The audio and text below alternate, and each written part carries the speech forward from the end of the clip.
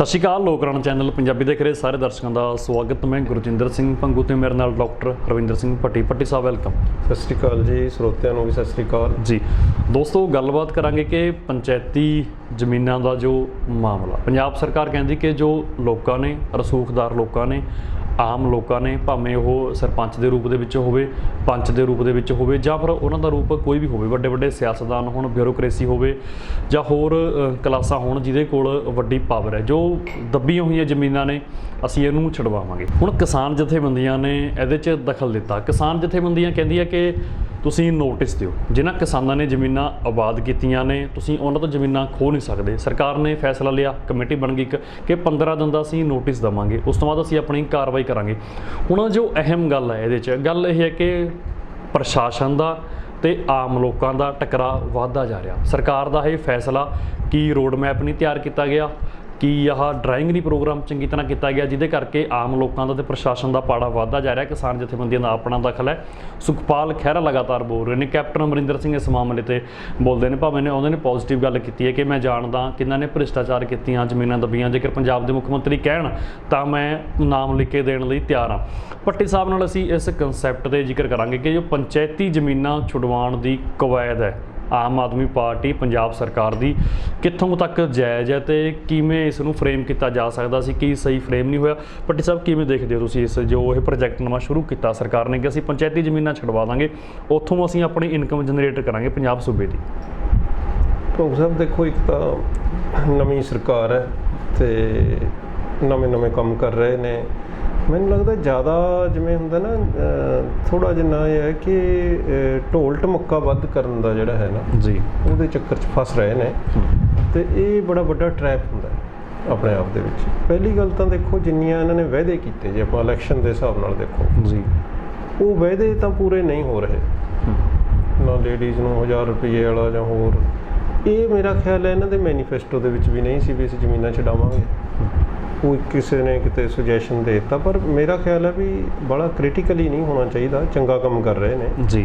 ਬਹੁਤ ਲੰਬੇ ਸਮੇਂ ਤੋਂ ਪੰਜਾਬ ਦੇ ਵਿੱਚ ਇੱਕ ਕਲਾਸ ਪਿੰਡਾਂ ਦੇ ਵਿੱਚ ਪੈਦਾ ਹੋ ਗਈ ਸੀ, ਚਾਹੇ ਉਹ ਅਕਾਲੀਆਂ ਨਾਲ ਸੀ, ਚਾਹੇ ਕਾਂਗਰਸੀਆਂ ਨਾਲ ਨਹੀਂ, ਜਿਨ੍ਹਾਂ ਨੇ ਉੱਥੇ ਦੇ ਸਾਧਨਾਂ 'ਤੇ, ਪੰਚਾਇਤਾਂ 'ਤੇ, ਪੰਚਾਇਤੀ ਸਾਧਨਾਂ 'ਤੇ ਕਬਜ਼ਾ ਕੀਤਾ ਹੋਇਆ ਸੀ। ਉਹਨੂੰ ਛਡਾਉਣ ਦੀ ਕੋਸ਼ਿਸ਼ ਇਹ ਕਰ ਰਹੇ ਨੇ ਜੀ। ਮੈਂ ਦੇਖ ਰਿਹਾ ਸੀ 2600 ਏਕੜ ਹੈ, ਇਹਨਾਂ ਨੇ ਕਿਹਾ ਕਿ 8000 ਦੇ ਸਾਡੇ ਕੋਲ ਕਾਗਜ਼ ਹੈ, 8000 ਏਕੜ ਅਸੀਂ ਛਡਾਵਾਂਗੇ, ਇਹ ਕਰਾਂਗੇ। ਕੁਛ ਇਹ ਵੀ ਹੁੰਦਾ ਹੈ ਕਿ ਜਿਹੜੀ ਕੈਬਨਿਟ ਫਾਰਮੇਸ਼ਨ ਹੋਈ ਹੈ ਉਹਦੇ 'ਚ ਕਈ ਮੰਤਰੀ ਬਹੁਤ ਐਕਟਿਵ ਹੁੰਦੇ ਨੇ, ਕਈ ਪੈਸਿਵ ਹੁੰਦੇ ਨੇ। ਸਿੰਗਲਾ ਸਾਹਿਬ ਜ਼ਿਆਦਾ ਹੀ ਐਕਟਿਵ ਹੋ ਗਏ ਸੀ, ਉਹਨਾਂ ਦਾ ਆਪਾਂ ਨੂੰ ਪਤਾ ਹੀ ਹੈ ਜੀ। ਇਹ ਧਾਲੀਵਾਲ ਸਾਹਿਬ ਵੀ ਮੇਰਾ ਖਿਆਲ ਹੈ ਥੋੜ੍ਹੇ ਜਿਹੇ ਓਵਰ ਐਕਟਿਵ ਨੇ। ਇਹ 'ਚ ਖਤਰਾ ਇਹ ਹੁੰਦਾ, ਜਿਹੜਾ ਓਵਰ ਐਕਟੀਵਿਟੀ ਹੁੰਦੀ ਹੈ, ਕਈ ਵਾਰ ਥੋੜ੍ਹੇ ਜਿਹੇ ਅਫਸਰ ਤੁਹਾਡੇ ਨਾਲ ਲੱਗ ਜਾਂਦੇ ਨੇ, ਉਹ ਤੁਹਾਨੂੰ ਮਿਸਗਾਈਡ ਕਰੀ ਜਾਂਦੇ ਨੇ ਜੀ। ਪੰਚਾਇਤੀ ਲੈਂਡ ਐਕਟ ਹੈ ਜਿਹੜਾ, ਇਹ ਹੁਣ ਜੇ ਗੱਲ ਨੂੰ ਥੋੜ੍ਹਾ ਸਮਝਣਾ ਹੋਵੇ ਇਹਨੂੰ, ਕਿ ਸ਼ਾਮਲਾਟ ਹੈ, ਪੰਚਾਇਤੀ ਜ਼ਮੀਨ ਹੈ, ਉਹਦੇ ਉੱਪਰ ਕਈ ਲੋਕ ਆਬਾਦਕਾਰ ਬੈਠੇ ਨੇ ਜਿਨ੍ਹਾਂ ਦੀ ਉਹਨਾਂ 'ਤੇ ਲਾਈਵਲੀਹੁੱਡ ਬੜੇ 50-50 ਸਾਲ ਤੋਂ ਹੈਗੀ ਹੈ ਜੀ। ਕੁਛ ਧਾੜਵੀ ਲੋਕ ਨੇ, ਤਕੜੇ ਨੇ, ਸਟਰੋਂਗ ਨੇ, ਉਹਨਾਂ ਨੇ ਕਬਜ਼ਾ ਵੀ ਕੀਤਾ ਹੋਇਆ ਨਜਾਇਜ਼ ਜੀ। ਇਹ ਥੋੜ੍ਹਾ ਜਿਹਾ 'ਚ ਫਾਈਨ ਡਿਫਰੈਂਸ ਇਹਨਾਂ ਨੂੰ ਕਰ ਲੈਣਾ ਚਾਹੀਦਾ ਸੀ, ਜਿਹੜਾ ਕਿਸਾਨ ਜਥੇਬੰਦੀਆਂ ਨੂੰ ਕਰਨਾ ਪਿਆ ਫਿਰ, ਕਿ ਤੁਸੀਂ ਉਹਨਾਂ ਲੋਕਾਂ ਨੂੰ ਜਿਨ੍ਹਾਂ ਦੀ ਰੋਜ਼ੀ ਰੋਟੀ ਇਹਦੇ ਉੱਪਰ ਹੈਗੀ ਹੈ ਮੁਅੱਸਰ, ਤੁਸੀਂ ਉਹਨਾਂ ਨਾਲ ਤਾਂ ਨਾ ਇਸ ਤਰ੍ਹਾਂ ਕਰੋ ਜੀ। ਫਿਰ ਚਲੋ ਨੋਟਿਸ ਦੇਣੇ ਸ਼ੁਰੂ ਕਰਤੇ। ਇਹ ਹੁਣ ਜਿਹੜਾ ਕੰਮ ਕਰ ਰਹੇ ਨੇ, ਇਹ ਮਤਲਬ ਮੈਨੂੰ ਨਹੀਂ ਲੱਗਦਾ ਵੀ ਕਾਨੂੰਨੀ ਤੌਰ 'ਤੇ ਕਿੰਨਾ ਕੁ ਸਟੈਂਡ ਕਰੂਗਾ। ਕੁਝ ਲੋਕ ਨੇ ਜਿਹੜੇ ਜ਼ਮੀਨਾਂ ਦੇ ਉੱਪਰ ਬੈਠੇ ਸੀ, ਜਿਹੜੇ ਉਹਨੇ ਸਮਰੱਥ ਨਹੀਂ ਸੀ, ਕਚਹਿਰੀਆਂ 'ਚ ਹਾਰ ਹੂਰ ਗਏ, ਥੋੜ੍ਹੇ ਜਿਹੇ ਕੇਸ ਹੋਣਗੇ ਇੱਦਾਂ ਦੇ, ਉਹਦੇ ਨਾਂ ਹੇਠ ਤੁਸੀਂ ਸਾਰੀਆਂ ਪੰਚਾਇਤੀ ਜ਼ਮੀਨਾਂ ਜਿਹੜੀਆਂ ਲੋਕ ਠੇਕੇ ਤੇ ਬਾਹਰ ਰਹੇ ਨੇ, ਛਡਾਉਣ ਦੀ ਮੁਹਿੰਮ ਚਲਾ ਰਹੇ ਹੋ।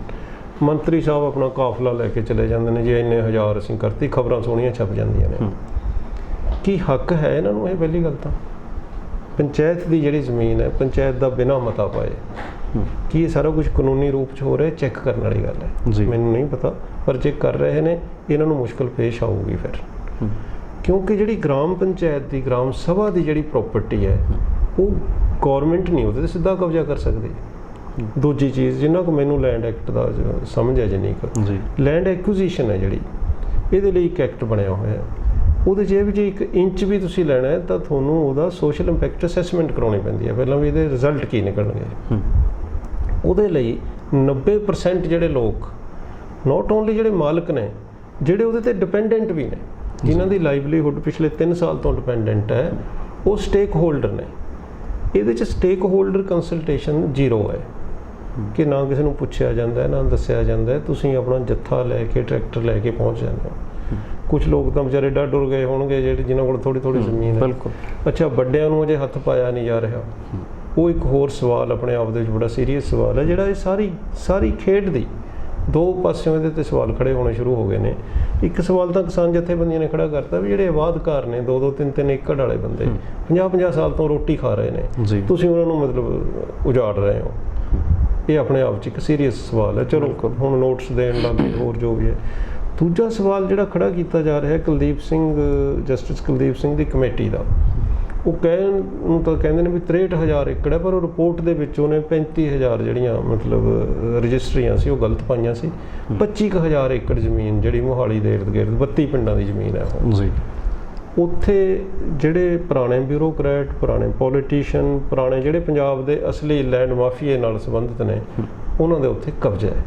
ਕਈ ਉਹਨਾਂ 'ਚ ਵਰਕਿੰਗ ਵੀ ਨੇ, ਕਈ ਰਿਟਾਇਰਡ ਵੀ ਹੋਣਗੇ, ਪਰ ਉਧਰ ਨੂੰ ਅਜੇ ਤੱਕ ਮੂੰਹ ਨਹੀਂ ਕੀਤਾ। ਇਹ ਆਪਣੇ ਆਪ ਦੇ ਵਿੱਚ ਬੜਾ ਵੱਡਾ ਕੁਐਸਚਨ ਮਾਰਕ ਖੜੀ ਕਰ ਦਿੰਦੀ ਹੈ ਚੀਜ਼ ਕਿ ਤੁਸੀਂ ਇਹ ਜਿਹੜਾ ਕਰ ਰਹੇ ਹੋ ਸਾਰੀ ਐਕਸਰਸਾਈਜ਼। ਤੀਜੀ ਚੀਜ਼ ਇਹ ਹੈ ਕਿ ਜੇ ਲੈਂਡ ਚਲੋ ਛਡਾ ਲਈ, ਗਲਤ ਲੋਕਾਂ ਨੇ ਦੱਬੀ ਹੋਈ ਸੀ, ਤੁਸੀਂ ਉਹ ਛਡਵਾ ਲਈ, ਤੁਸੀਂ ਫਿਰ ਕਿਹਨੂੰ ਦੇਣੀ ਹੋ ਅੱਗੇ? ਮੰਤਰੀ ਸਾਹਿਬ ਨੇ ਆਪ ਤਾਂ ਖੇਤੀ ਨਹੀਂ ਕਰਨੀ ਉਹਦੇ ਉੱਪਰ। ਕੀ ਤੁਸੀਂ ਇਹ ਹੋਰ ਪਿੰਡ ਦੇ ਵਿੱਚ ਇੱਕ ਕਲਾਸ ਖੜੀ ਕਰ ਰਹੇ ਹੋ ਉੱਦਾਂ ਦੀ? ਜੀ, ਪਿੰਡ 'ਚ ਧੜੇਬੰਦੀ ਹੁੰਦੀ ਹੈ, ਤੁਸੀਂ ਇੱਕ ਤੋਂ ਲੈ ਕੇ ਦੂਜੇ ਨੂੰ ਦੇ ਦੋਗੇ, ਹੋਊਗੀ ਤਾਂ ਉਸ ਤਰ੍ਹਾਂ ਦੀ ਹੋਈ ਨਾ ਗੱਲ। ਸੋ ਮੈਨੂੰ ਇਹ ਜਿਹੜੀ ਐਕਸਰਸਾਈਜ਼ ਹੈ ਇਹਦੇ ਵਿੱਚ ਸਿਰਫ ਮਸ਼ਹੂਰੀ ਤੋਂ ਬਿਨਾਂ ਜਾਂ ਇਹ ਰੌਲੇ ਲੱਪੇ ਢੋਲ ਢਮੱਕੇ ਤੋਂ ਬਿਨਾਂ ਇਹ 'ਚ ਲੌਂਗ ਰੇਂਜ ਪਲੈਨਿੰਗ ਨਹੀਂ ਕੋਈ ਲੱਗ ਰਹੀ। ਪਿੰਡ ਦੀ ਜ਼ਮੀਨ ਹੈ, ਪਿੰਡ 'ਚ ਹੀ ਰਹਿਣੀ ਹੈ, ਕਿਤੇ ਨਹੀਂ ਹੋਰ ਉਹ ਚਲੀ ਜਾਣੀ। ਜੇ ਤਾਂ ਤੁਸੀਂ ਉਹਨੂੰ ਕੋਆਪਰੇਟਿਵ ਚਲੋ ਕੋਈ ਕਰਨਾ ਚਾਹੁੰਦੇ ਹੋ, ਐਗਰੀਕਲਚਰ ਦਾ ਮਾਡਲ ਦਾ ਉਹਦੇ 'ਚ ਉਹ ਵੀ ਸਮਝ ਆਉਂਦੀ ਹੈ ਗੱਲ ਜੀ।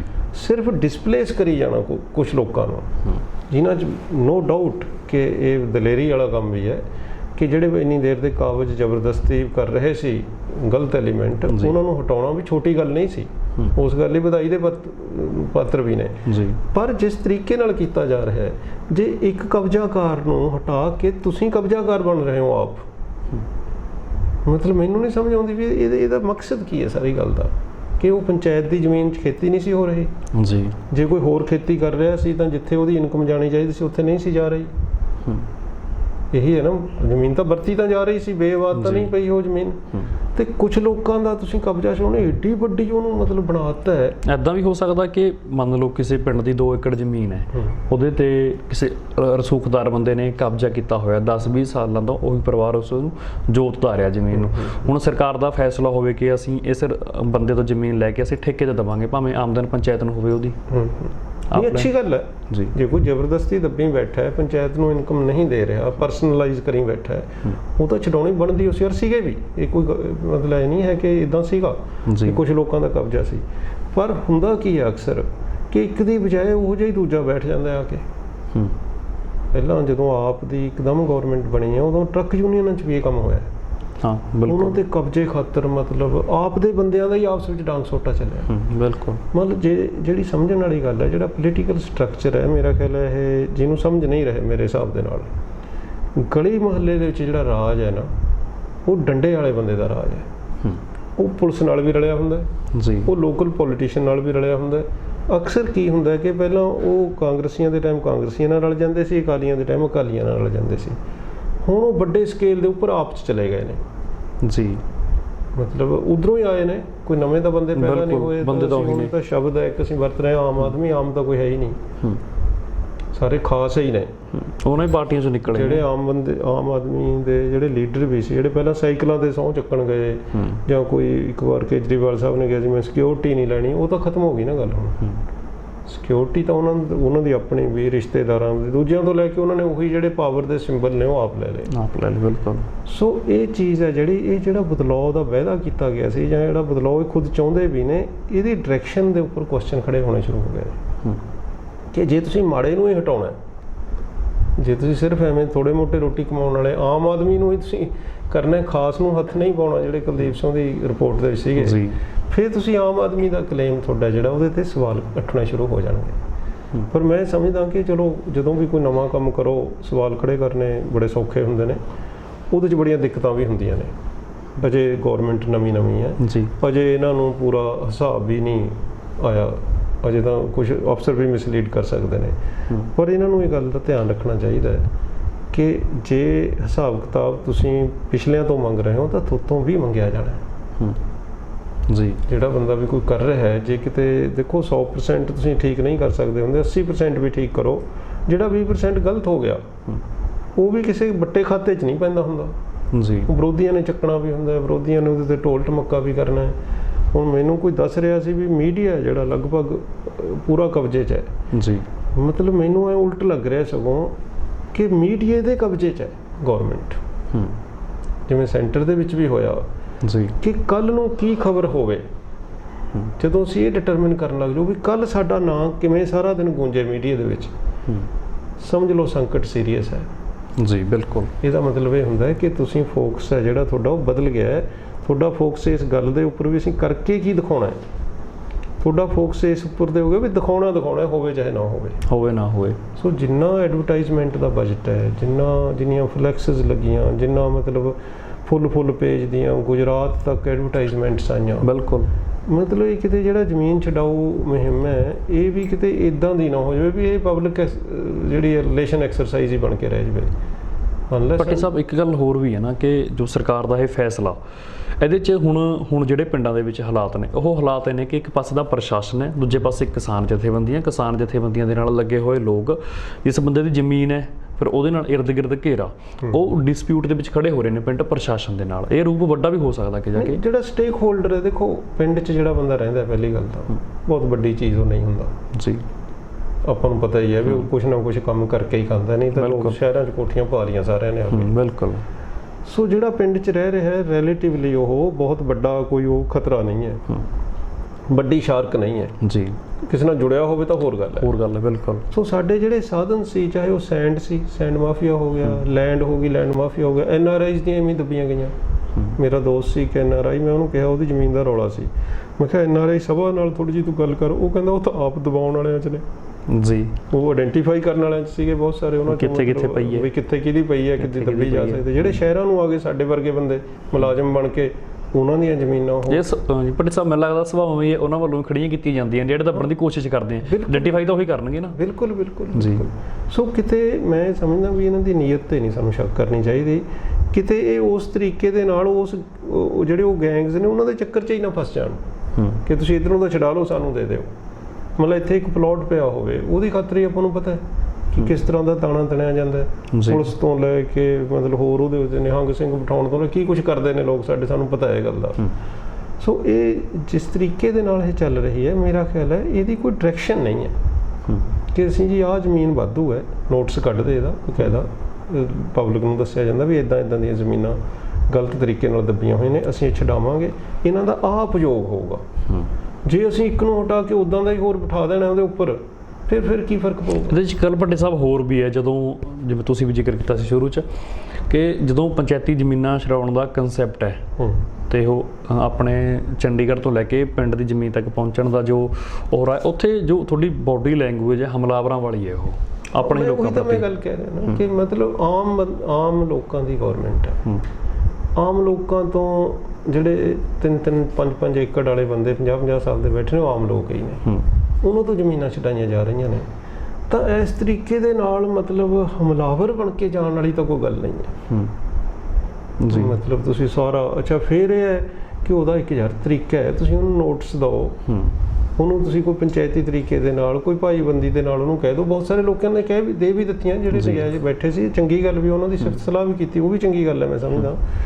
ਪਰ ਇਹਨੂੰ ਇੱਦਾਂ ਬਣਾ ਲੈਣਾ ਵੀ ਜਿਵੇਂ ਕੋਈ ਸੋਰਸ ਕਿਸੇ ਹੋਰ ਕੋਈ ਸ਼ਕਤੀ ਦੱਬੀ ਬੈਠੀ ਹੈ ਬਾਹਰਲੇ ਮੁਲਕ ਵਾਲੀ, ਅਸੀਂ ਉਹ ਤੋਂ ਕਬਜ਼ਾ ਲੈ ਰਹੇ ਹਾਂ।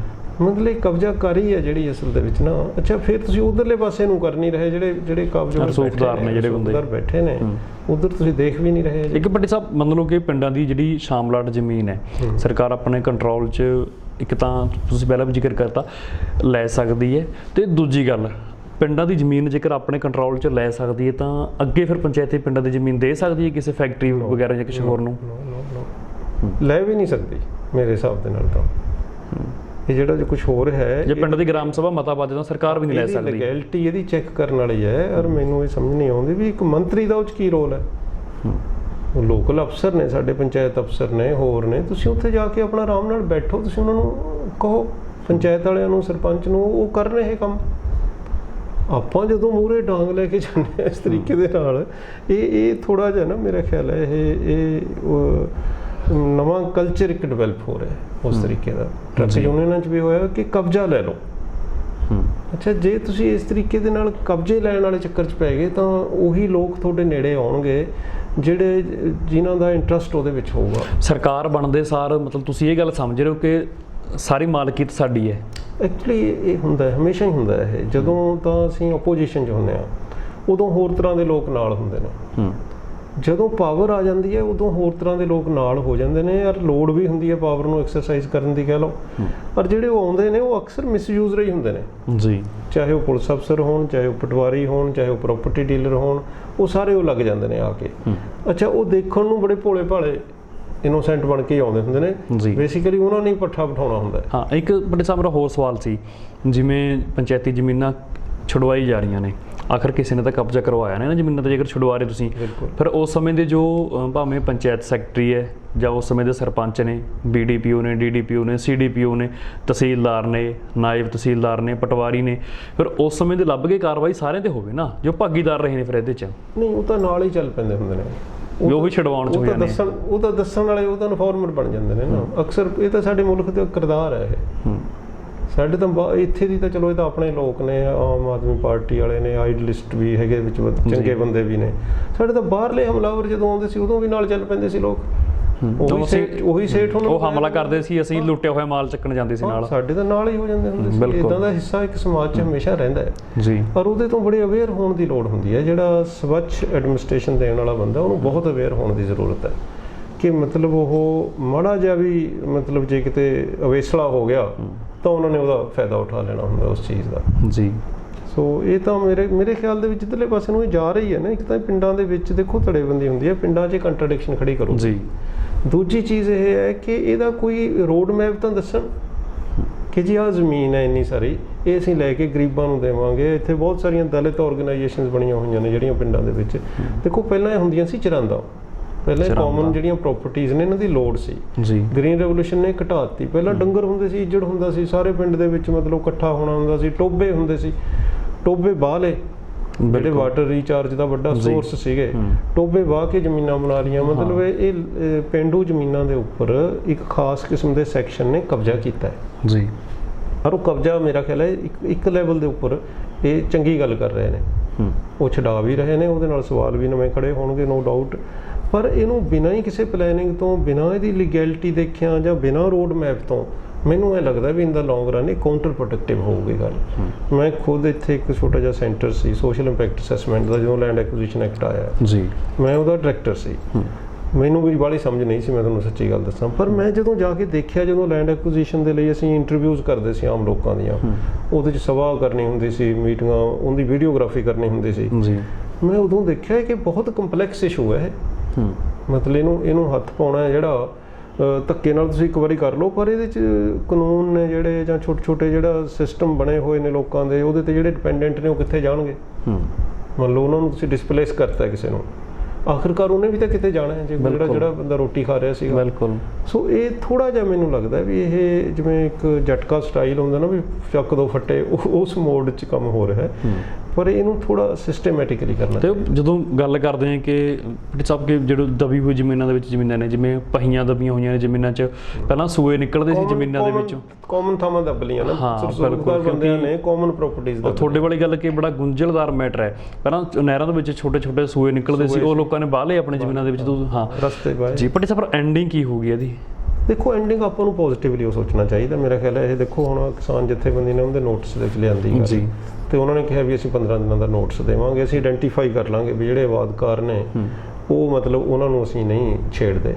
ਮਤਲਬ ਮੇਰਾ ਖਿਆਲ ਹੈ ਐਂਡਿੰਗ ਆਪਾਂ ਨੂੰ ਬੜਾ ਡਾਊਟਫੁਲ ਨਹੀਂ ਹੋਣਾ ਚਾਹੀਦਾ। ਪਰ ਇਹ ਹੈ ਕਿ ਜਿਸ ਤਰੀਕੇ ਦੇ ਨਾਲ ਇਹ ਨਾ ਮਤਲਬ ਜ਼ਿਆਦਾ ਮਸ਼ਹੂਰੀ ਵਾਲਾ ਕੰਮ ਜ਼ਿਆਦਾ ਇਹਦੇ 'ਚ, ਮਤਲਬ ਛਡਵਾ ਕੇ ਕਰਨਾ ਕੀ ਹੈ, ਆਖਿਰਕਾਰ ਰੋਡ ਮੈਪ ਕੀ ਹੈ ਇਹਦਾ। ਦੂਜੀ ਚੀਜ਼ ਇਹ ਹੈ ਕਿ ਭੁਲੇਖਾ ਜਿਹੜਾ ਇਹਦੇ 'ਚੋਂ ਪੈਦਾ ਹੁੰਦਾ ਵੀ ਸ਼ਾਇਦ ਇਹ ਜਿਹੜੀ ਪੰਚਾਇਤੀ ਜ਼ਮੀਨ ਹੈ ਸਰਕਾਰ ਦੀ ਜ਼ਮੀਨ ਹੁੰਦੀ ਹੈ। ਇਹ ਵੀ ਮਸਲਾ ਖੜਾ ਹੋਊਗਾ ਇੱਕ ਟਾਈਮ ਦੇ ਉੱਪਰ ਜੀ, ਕਿ ਸਰਕਾਰ ਪੰਚਾਇਤੀ ਦੀ ਜ਼ਮੀਨ ਤੇ ਕਬਜ਼ਾ ਕਰ ਸਕਦੀ ਹੈ। ਜਾਂ ਕੋਈ ਮੰਤਰੀ ਹੈ ਜਿਹੜਾ ਉਹ ਕਿਸੇ ਨੂੰ ਦੇ ਸਕਦਾ ਕਿਸੇ ਹੋਰ ਨੂੰ ਉਹ ਪੰਚਾਇਤ ਤੋਂ ਲੈ ਕੇ? ਮਤਲਬ ਇਹ ਕਾਫੀ ਸੀਰੀਅਸ ਮਾਮਲਾ ਹੈ ਮੇਰੇ ਹਿਸਾਬ ਨਾਲ। ਪਰ ਕਈ ਸਰਕਾਰਾਂ ਰਹੀਆਂ ਨੇ ਪੰਜਾਬ ਦੇ ਵਿੱਚ, ਉਹਨਾਂ ਨੇ ਜ਼ਮੀਨਾਂ ਵੇਚੀਆਂ ਵੀ ਨੇ, ਸਰਕਾਰੀ ਜ਼ਮੀਨਾਂ ਪਿੰਡਾਂ ਦੀਆਂ। ਗ੍ਰਾਮ ਸਭਾ ਦੇ ਮਤੇ ਪੈ ਗਏ ਸੀ, ਫਿਰ ਵੀ ਜ਼ਮੀਨਾਂ ਵਿਕੀਆਂ ਨੇ। ਉਹ ਤਾਂ 32 ਪਿੰਡਾਂ ਦੀ ਮਿਸਾਲ ਆਪਣੇ ਸਾਹਮਣੇ ਹੀ ਹੈ, ਜਿਹੜੀ ਮਤਲਬ ਆ ਜਿੱਥੇ ਜਾ ਕੇ ਇਹਨਾਂ ਨੇ ਛਡਾਈ ਵੀ ਹੈ। ਪਹਿਲੀ ਜਿਹੜੀ ਸਿਸਮਾ ਫਾਰਮ ਜਿੱਥੇ ਬਣਿਆ ਹੋਇਆ ਹੈ ਜੀ, ਉੱਥੇ ਦਾ ਮੁਕੱਦਮਾ ਚੱਲਦਾ ਯਾਰ, ਉਹਦੇ ਤੇ ਕਿੰਨੀਆਂ ਕਮੇਟੀਆਂ ਬਣੀਆਂ ਨੇ, ਉਹ ਤਾਂ ਸਾਰੀ ਦੁਨੀਆ ਦੇ ਸਾਹਮਣੇ ਹੈ। ਬਿਲਕੁਲ। ਉਹ ਤਾਂ ਹਾਈ ਕੋਰਟ ਨੇ ਵੀ ਕਿਹਾ, ਚੰਦਰ ਸ਼ੇਖਰ ਉਹਦੇ ਵਿੱਚ ਸੀ, ਉਹਨਾਂ ਨੇ 20 ਵਾਰੀ ਕਿਹਾ ਵੀ ਛਡਾਓ, ਉਹ ਕੋਈ ਕਾਰਵਾਈ ਨਹੀਂ ਹੋਈ। ਸਾਰੇ ਕਾਨੂੰਨ ਚਿੱਕੇ ਟੰਗੇ ਹੋਏ ਨੇ ਉੱਥੇ, ਸਭ ਨੂੰ ਪਤਾ ਹੈ। ਉਹ ਫਿਰ ਇੱਕ ਲੈਂਡ ਮਾਫੀਆ ਸਰਕਾਰ ਦੇ ਵਿੱਚ ਵੀ ਕੰਮ ਕਰਦਾ ਨਾ। ਮੈਂ ਉਹੀ ਕਹਿ ਰਿਹਾ ਨਾ ਵੀ ਕਿਤੇ ਅਸੀਂ ਇਹ ਨਾ ਹੋਵੇ ਵੀ ਇਹ ਗਵਰਨਮੈਂਟ ਵੀ ਉਦਾਂ ਹੀ ਐਂਡ ਅਪ ਹੋਵੇ ਕਿ ਉਹਨਾਂ ਨੂੰ ਤਾਂ ਅਸੀਂ ਛੇੜ ਨਾ ਸਕੀਏ ਜਿਹੜੇ ਅਸਲੀ ਰਸੂਖਦਾਰ ਨੇ, ਵੱਡੀ ਜਿਹੜੀ ਮੱਛੀ ਹੈ, ਤੇ ਛੋਟੇ ਛੋਟਿਆਂ ਨੂੰ ਡਰਾ ਡਰੂ ਕੇ ਅਸੀਂ ਐਵੇਂ ਹੀ ਮਤਲਬ ਉੱਥੇ ਥੋੜ੍ਹੀ ਜਿਹੀਆਂ ਹੋਰ ਮੱਛੀਆਂ ਬਿਠਾ ਦਈਏ। ਇਹ ਫਿਰ ਬੜਾ ਨਿਰਾਸ਼ਾਜਨਕ ਹੋ ਗਈ ਇਹ ਗੱਲ ਕਿ ਜਿਹੜੇ ਖਾਸ ਕਰਕੇ ਪਹਿਲਾਂ ਹੀ ਜਿਸ ਤਰ੍ਹਾਂ ਗਵਰਨਮੈਂਟ ਬਣੀ ਹੈ, ਦੇਖੋ ਚੰਡੀਗੜ੍ਹ ਬੈਠਿਆਂ ਨੂੰ ਉਹਨਾਂ ਨੂੰ ਪਤਾ ਨਹੀਂ ਲੱਗ ਰਿਹਾ ਹੋਣਾ, ਆਮ ਗਲੀ ਮੁਹੱਲੇ ਦੇ ਵਿੱਚ ਜੇ ਜਾਓ, ਜਿਹੜੇ ਬੰਦਿਆਂ ਨੇ ਬਹੁਤ ਜ਼ਿਆਦਾ ਮਦਦ ਕਰੀ ਹੈ, ਜਿਹੜੇ ਲੜ ਪੈਂਦੇ ਸੀ, ਜੇ ਤੁਸੀਂ ਆਪ ਬਾਰੇ ਕੋਈ ਗੱਲ ਕਰਦੇ ਸੀ ਜੀ, ਉਹ ਬੰਦਿਆਂ 'ਚ ਨਿਰਾਸ਼ਾ ਹੈ। ਬਿਲਕੁਲ। IT ਸੈੱਲ ਦੇ ਪਿੱਛੇ ਜਾ ਕੇ ਸਿਰਫ ਆਪ ਜਿੰਦਾਬਾਦ ਜਾਂ ਮਾਨ ਸਾਹਿਬ ਜਿੰਦਾਬਾਦ ਦੀਆਂ ਉਹਦੇ ਤੇ ਲਾਈਕਿੰਗ ਡਿਸਲਾਈਕਿੰਗ ਨੂੰ ਛੱਡ ਕੇ ਜੀ ਗਰਾਊਂਡ ਲੈਵਲ ਤੇ ਰਿਐਲਿਟੀ, ਗਰਾਊਂਡ ਲੈਵਲ ਤੇ ਜੇ ਤੁਸੀਂ ਰਿਐਲਿਟੀ ਦੇਖੋ, ਜਾਂ NRI ਭਰਾ ਨੇ ਸਾਡੇ ਬਹੁਤ ਸਾਰੇ, ਬਹੁਤ ਹਮਾਇਤੀ ਨੇ, ਉਹ ਮੇਰੇ ਮਿੱਤਰ ਨੇ, ਕਈ ਯਾਰ ਬਹੁਤ ਭਾਵੁਕ ਨੇ ਉਹ ਇਸ ਗੱਲ ਦੇ ਉੱਪਰ, ਦੁਆਵਾਂ ਕਰਦੇ ਨੇ ਦਿਨ ਰਾਤ ਵੀ ਕਾਮਯਾਬ ਹੋਣ, ਮਾਨ ਸਾਹਿਬ ਦੇ ਬੜੇ ਮੁਰੀਦ ਨੇ ਉਹ। ਪਰ ਆਮ ਬੰਦਾ ਜਿਹੜਾ ਉਹਦੇ ਕੰਮ ਨਹੀਂ ਹੋ ਰਹੇ। ਤੁਸੀਂ ਕਿਸੇ ਦਫ਼ਤਰ ਦੇ ਚਲੇ ਜਾਓ, MLA ਦੇ ਕਿਸੇ ਦਫ਼ਤਰ ਜਾ ਕੇ ਦੇਖੋ ਨਾ, ਉਹਨੂੰ ਪੁੱਛੋ ਜਿਹੜਾ ਇੰਚਾਰਜ ਹੈ ਕਿ ਉਹਨੇ ਕਿੰਨੀਆਂ ਅਰਜ਼ੀਆਂ ਪੁਲਿਸ ਨੂੰ ਜਾਂ ਕਿਸੇ ਨੂੰ ਦਿੱਤੀਆਂ ਨੇ, ਔਰ ਉਹਨਾਂ ਤੇ ਕਿੰਨੀਆਂ ਤੇ ਐਕਟੀਵਿਟੀ ਹੋਈ ਹੈ। ਬਿਲਕੁਲ। ਤੁਸੀਂ ਉਹ ਵੀ ਛੱਡ ਦਿਓ, ਜਿਹੜਾ ਮਾਨ ਸਾਹਿਬ ਨੇ ਇਸ਼ੂ ਕਰਿਆ ਸੀਗਾ ਨੰਬਰ ਜੀ ਕਰਪਸ਼ਨ ਵਾਲਾ, ਟੋਲ ਫ੍ਰੀ, ਉਹਦੇ ਉੱਪਰ ਗਵਰਨਮੈਂਟ ਨੂੰ ਚਾਹੀਦਾ ਹੈ ਕਿ ਉਹਦੇ ਉੱਪਰ ਦੱਸਣਗੇ ਕਿੰਨੀਆਂ ਅਰਜ਼ੀਆਂ ਆ ਗਈਆਂ ਨੇ ਔਰ ਉਹਨਾਂ ਤੇ ਕਿੰਨੀਆਂ ਤੇ ਕਾਰਵਾਈ ਹੋਈ ਹੈ। ਬਿਲਕੁਲ। ਮਤਲਬ ਇਹ ਚੀਜ਼ਾਂ ਨੇ ਜਿਹੜੀਆਂ ਇਹ ਹੌਲੀ ਹੌਲੀ ਇਹ ਇੱਕ ਤਾਂ ਹੁੰਦਾ ਮੀਡੀਆ ਦਾ ਲੈਵਲ, ਪ੍ਰਚਾਰ ਦਾ ਲੈਵਲ, ਉਹ 'ਚ ਅਸੀਂ ਫਸ ਜਾਂਦੇ ਆਪਾਂ ਹੀ ਜੀ ਕਿ ਜੀ ਬਹੁਤ ਠੀਕ ਹੋ ਰਿਹਾ ਸਾਰਾ ਕੁਝ, ਨਾਲ ਆਲੇ ਦੁਆਲੇ ਬੰਦੇ ਵੀ ਉਹੋ ਜਿਹੇ ਇਕੱਠੇ ਹੋ ਜਾਂਦੇ ਨੇ ਚਾਹ। ਬਿਲਕੁਲ। ਇੱਕ ਹੁੰਦਾ ਕਿ ਜਿਹੜੇ ਬੰਦੇ ਦਾ ਕੰਮ ਨਹੀਂ ਹੋ ਰਿਹਾ ਉਹ ਵੀ ਡਿਸਅਪੁਆਇੰਟਮੈਂਟ ਬੜੀ ਫੈਲਾਉਂਦਾ ਹੈ ਅੱਗੇ। ਬਿਲਕੁਲ। ਉਹ ਬਾਈ ਵਰਡ ਆਫ ਮਾਊਥ, ਮਤਲਬ ਉਹ ਗਲੀ ਮੁਹੱਲੇ ਜਿੱਥੇ ਖੜਦਾ ਉਹਨੇ ਕਰਨਾ ਹੈ ਕੁਛ ਨਾ। ਬਿਲਕੁਲ। ਉਹ ਲੋਕਲ ਬੰਦਿਆਂ ਨਾਲ ਲੜਨਾ ਸ਼ੁਰੂ ਕਰ ਦਿੰਦਾ ਹੈ, ਨਿਰਾਸ਼ਾ ਹੋ ਜਾਂਦੀ ਹੈ ਉਹਦੇ ਵਿੱਚ। ਇਵੇਂ ਜਿਹੜਾ ਪਿੰਡ ਦਾ ਕਲਚਰ ਹੈ, ਪਿੰਡ 'ਚ ਹੁਣ ਜਿਹਦੇ ਕੋਲੋਂ ਜ਼ਮੀਨ ਇੱਕ ਵਾਰ ਖੋਈ ਗਈ ਹੈ ਨਾ, ਉਹ ਟਿਕ ਕੇ ਨਹੀਂ ਬੈਠੂਗਾ, ਮੈਂ ਤੁਹਾਨੂੰ ਦੱਸ ਦਿੰਦਾ। ਬਿਲਕੁਲ। ਪਰ ਖਾਸ ਕਰ ਜਿਹੜੇ ਬਦਮਾਸ਼ ਹੁੰਦੇ ਨੇ ਤਾਂ ਬਿਲਕੁਲ ਨਹੀਂ ਟਿਕਦੇ, ਉਹ ਚਾਹੇ ਉਹਨਾਂ ਦੇ ਵਿੱਚ ਹੀ ਸ਼ਾਮਲ ਹੋ ਜਾਣ, ਪਰ ਉਹ ਖਰਾਬੀ ਕਰਨਗੇ ਕੰਮ ਹੈਗਾ। ਕਿਉਂਕਿ ਲੈਂਡ ਹੈ ਜਿਹੜੀ ਪੰਜਾਬ ਦੇ ਵਿੱਚ ਵੈਸੇ ਹੀ ਪ੍ਰਾਈਜ਼ਡ ਹੈ ਬੜੀ ਚੀਜ਼। ਇਹ 1 ਇੰਚ ਪਿੱਛੇ ਲੋਕ ਮਤਲਬ ਕਤਲ ਕਰਨ ਤੱਕ ਚਲੇ ਜਾਂਦੇ ਨੇ। ਬਿਲਕੁਲ। ਦੱਬੀਆਂ ਹੋਈਆਂ ਸੀ, ਛੁੱਟ ਰਹੀਆਂ ਨੇ, ਪਰ ਅਸੀਂ ਇਹ ਨਾ ਸਮਝੀਏ ਜੇ ਕੋਈ ਪੋਜ਼ਿਟਿਵ ਅਲਟਰਨੇਟਿਵ ਨਹੀਂ ਬਣਦਾ, ਉਹਨਾਂ ਦਾ ਸਦਉਪਯੋਗ ਨਹੀਂ ਹੁੰਦਾ, ਤਾਂ ਇਹ ਕਾਊਂਟਰ ਪ੍ਰੋਡਕਟਿਵ ਵੀ ਹੋ ਸਕਦੀ ਹੈ। ਬਿਲਕੁਲ ਜੀ। ਪੱਟੀ ਸਾਹਿਬ ਬਹੁਤ ਬਹੁਤ ਸ਼ੁਕਰੀਆ। ਤੇ ਜੋ ਸਾਡੇ ਕੋਲ ਇਨਫੋਰਮੇਸ਼ਨ ਹੋਰ ਨਿਕਲ ਕੇ ਆਊਗੀ ਇਸ ਮਾਮਲੇ ਤੇ ਤੁਹਾਡੇ ਨਾਲ ਜ਼ਰੂਰ ਚਰਚਾ ਕਰਾਂਗੇ। ਤੁਹਾਡਾ ਧੰਨਵਾਦ ਵਿਚਾਰ ਰੱਖਣ ਦੇ ਲਈ ਜੀ। ਦੋਸਤੋ, ਸਾਡੇ ਨਾਲ ਜੁੜੇ ਹੋਏ ਸੀ ਪ੍ਰੋਗਰਾਮ ਦੇ ਵਿੱਚ ਡਾਕਟਰ ਹਰਵਿੰਦਰ ਸਿੰਘ ਪੱਟੀ ਸਾਹਿਬ ਨਾਲ ਅਸੀਂ ਇਸ ਮਾਮਲੇ ਤੇ ਗੱਲਬਾਤ ਕੀਤੀ, ਜੋ ਵਿੱਚੋਂ ਸਵਾਲ ਨਿਕਲ ਕੇ ਆ ਰਹੇ ਨੇ ਕਿ ਸਰਕਾਰ ਨੂੰ ਅਧਿਕਾਰ ਹੈ ਪੰਚਾਇਤੀ ਜ਼ਮੀਨ ਤੇ ਇੱਦਾਂ ਕਾਬਜ਼ ਹੋਣ ਦਾ। ਦੂਜਾ, ਭਾਵੇਂ ਸਰਕਾਰ ਕੁਛ ਵੀ ਕਹੇ, ਮੇਨ ਗੱਲ ਆਹ ਵਿੱਚੋਂ ਨਿਕਲ ਕੇ ਆਉਂਦੀ ਹੈ ਕਿ ਤੁਸੀਂ ਕਰੋਗੇ ਕੀ ਫਿਰ ਇਹਨਾਂ ਜ਼ਮੀਨਾਂ ਦਾ ਛੁਡਵਾ ਕੇ। ਦੇਖਦੇ ਹਾਂ ਸਰਕਾਰ ਦੇ ਅਸਲ ਦੇ ਵਿੱਚ ਪ੍ਰੋਗਰਾਮ ਕੀ ਨੇ। ਜੋ ਸਾਡੇ ਕੋਲ ਇਨਫੋਰਮੇਸ਼ਨ ਹੋਊਗੀ ਲਗਾਤਾਰ ਤੁਹਾਡੇ ਨਾਲ ਅਸੀਂ ਸਾਂਝੀ ਕਰਦੇ ਰਹਾਂਗੇ। ਤੁਸੀਂ ਬਣੇ ਰਹੋ ਤੁਹਾਡੇ ਆਪਣੇ ਚੈਨਲ ਲੋਕ ਰਾਣਾ ਚੈਨਲ ਪੰਜਾਬੀ ਤੇ। ਧੰਨਵਾਦ।